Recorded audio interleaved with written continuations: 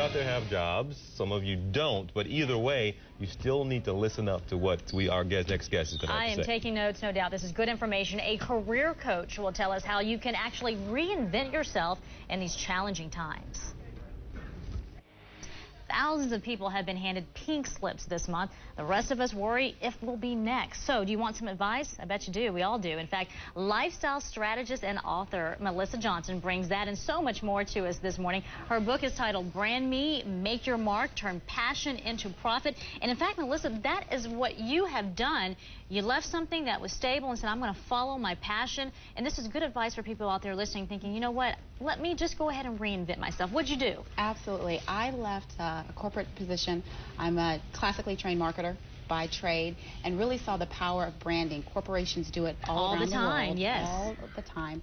And I said, you know what, there's never going to be a greater enterprise that you can work for than the CEO of Brand Me. So how do you reinvent yourself? It's so hard because when you start out in a job and you kind of, get set in your ways, and that's what you're doing well at, you're getting paid for it, Sure. But then maybe it's not your passion. How do you branch off from what you're doing and make your passion your full-time job? Yeah, it's a transition, but I think what's most important is people first understand that passion is the driver to profit. Once you're able to identify what I love, then it's easier to find out who out there has a problem that I can solve. And I mean, if you look at the economy, the situation that we're in today, many people are struggling and have problems. Oh, yeah. And if you can find a way to make your passion solve someone else's problem, you will unlock your profit. All right, here's the problem. People need a job. So let's go through some steps, what they can do to really reinvent themselves. Step number one, remember your value. What does that mean? Yes.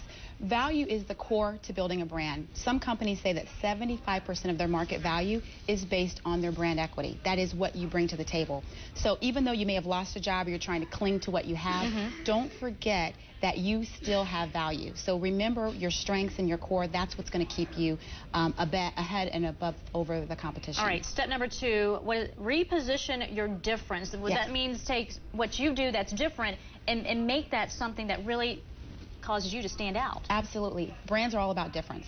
CNN is different than ESPN. I mean, it's about how do you position your strengths. In the book, Brand Me, I talk about your DNA, which stands for your distinct and notable attributes. Those are the strengths that you have, the gifts, the skills that kind of help patent your particular brand. And being able to sell those is really what's going to help set you apart. Give me an example of how you do that, though. One of the things that I think is really important is as you're going out networking and talking to people, really being able to have what I call a tight and skinny 30-second pitch. Being able to say, this is who I am, this is what I do, and this is my unique value. That's a very important part. What do I do differently? How can I bring value to your situation? If you're able to tap into that, then you're really able to position yourself differently. In this market, you really do need to set yourself apart and sell it.